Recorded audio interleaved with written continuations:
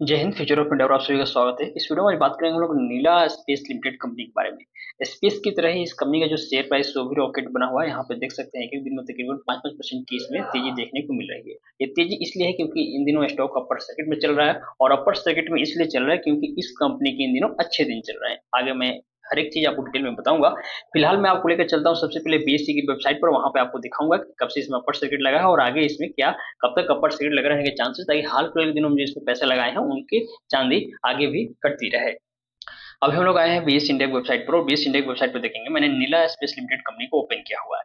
मैं आपको कंपनी के काम, फंडामेंटल, टेक्निकल सारी चीजें बताऊंगा, लेकिन उसके पहले बस यहाँ पे आपको दिखाना है कि जैसे नोटिफिकेशन में आप देखेंगे तो आप पाएंगे कि इस कंपनी में आपका जहां तक नजर जाएगा वहां से देखिए ये कंपनी लगातार आपको अपर सर्किट में ही चलते हुए दिखेगा। Upper circuit, upper circuit, upper circuit. सबसे कमाल की बात यह है कि जब जब इस स्टॉक में अपर सर्किट लग रहा है, साथ में आपको नया 52 वीक का हाई भी बनते हुए दिख रहा है। नया 52 वीक के हाई का मतलब ये हुआ कि कंपनी एक नया रिकॉर्ड बना रहा है शेयर प्राइस के ऊंचाई के मामले में। जब जब शेयर का प्राइस ऊपर जा रहा है तो ऑल टाइम एक नया रिकॉर्ड इसका बन रहा है। ऑल टाइम कंपनी एक नया हाई लगा रहा है। ये काफी कमाल की बात है। और जब जब भी इस तरह के सिचुएशन होते हैं किसी कंपनी में तो अपर सर्किट उसमें लंबा चलता है। और अभी भी इस स्टॉक में आप देखेंगे 30 अप्रैल से अपर सर्किट लग रहा है, और 7 मई हो गया तो आगे भी इसमें अपर सर्किट लगता है, बने रहने के चांसेस रहेंगे।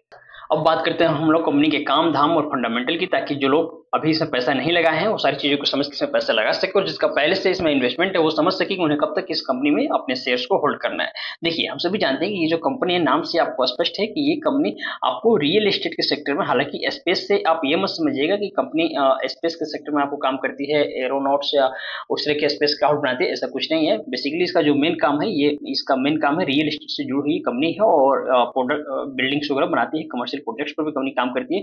यहाँ पर आप देख सकते हो स्पष्ट लिखा हुआ रियल एस्टेट से जुड़ी हुई कंपनी है। हालांकि रियल एस्टेट से जुड़ी हुई कंपनियों के भी जो प्राइस है शेयर के वो लंबे अवधि में बढ़ेंगे, क्योंकि ये रियल एस्टेट के सेक्टर में और शेयर मार्केट का एक ऐसा बिजनेस है जिसमें समय के साथ ग्रो होगा ही होगा। तो इसके साथ ही कंपनी के शेयर प्राइस के लंबी अवधि में बढ़ने के चांसेस रहेंगे। तो काम के बिहाफ पे तो हम इसमें कह सकते हैं कि लंबी अवधि में तेजी बनेगी, तो इसमें इन्वेस्टमेंट किया जा सकता है। अब बात करते हैं हम लोग कंपनी के फंडामेंटल की। देखिए, 418 करोड़ के आसपास कंपनी का वैल्यूएशन है। सामान्यतः 100 करोड़ से ऊपर यदि किसी कंपनी का मार्केट कैप होता है तो उसे अच्छा माना जाता है। पेनी स्टॉक में बात कर रहा हूँ यहाँ, तो 400 करोड़ के आसपास काफी अच्छा है। स्टॉक का पी थोड़ा सा महंगा है, लेकिन हम लोग चार्ट पर लेवल देखेंगे और वहां पर डिसाइड करेंगे हमें कहाँ पर इसमें इन्वेस्टमेंट करना है।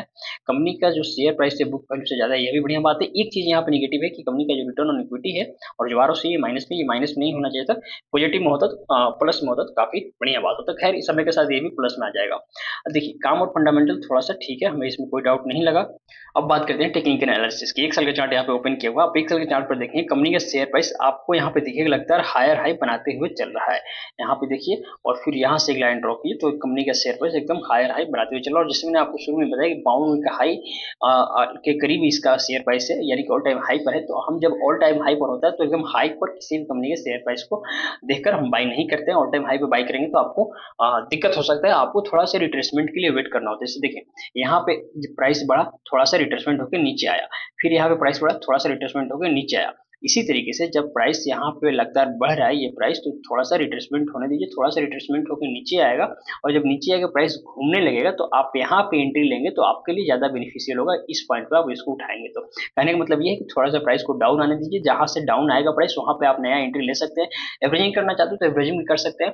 बाकी जिसका पहले से इन्वेस्टमेंट है उनके लिए कोई दिक्कत नहीं है। अच्छा खासा प्रॉफिट हो रहा हो, प्रॉफिट बुक कर सकते हैं। प्रॉफिट बुकिंग करना भी जरूरी है, क्योंकि पेनी स्टॉक है तो हो सकता है कि आगे चल के इसमें लोअर सर्किट लग जाए तो आपके लिए दिक्कत हो सकता है। इसलिए प्रॉफिट समय पर बुक करते रहे।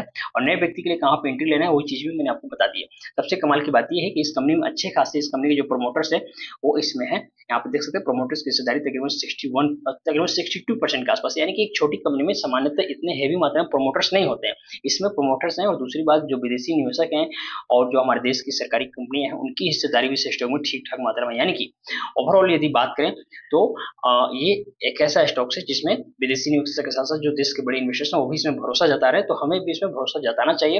और सबसे कमाल की आपको बात बताओ तो जो कंपनी के फंडामेंटल्स वो भी काफी स्ट्रॉन्ग है। दिसंबर क्वार्टर रिजल्ट जबरदस्त आए थे। 58 करोड़ के आसपास कंपनी का सेल्स एक ही बार में हुआ था, और सेल्स के साथ कंपनी का प्रॉफिट भी हुआ था। और प्रॉफिट पहले लॉस में थी लेकिन अभी प्रॉफिट में आ गई कंपनी। और आगे भी जो कंपनी क्वार्टर के नंबर आने वाले क्वार्टर फोर को उसमें भी कंपनी जबरदस्त ग्रोथ आपको दिखाती हुई मिलेगी। इसलिए इस तरह की कंपनी में आपका इन्वेस्टमेंट रहेगा तो कोई ज्यादा टेंशन की बात नहीं रहेगी। आप इसमें इन्वेस्टमेंट कर सकते हैं, और पहले से इन्वेस्टमेंट है तो आप इसको होल्ड करके चल सकते हैं। ये मैंने सिर्फ अपना राय बताया है, मेरे कहने सिर्फ मेरे कहने पे आप अपना हार्ड एंड अर्न मनी मत लगाइएगा, अपनी रिसर्च और एनालिसिस जरूर कीजिएगा। कोई सवाल है, कंफ्यूजन है तो कमेंट में जरूर पूछिएगा। व्यक्तिगत रूप से बात करने के लिए मुझको इंस्टाग्राम पे फॉलो कर सकते हैं। मिलते हैं अगली वीडियो में, तब तक के लिए धन्यवाद, शुक्रिया।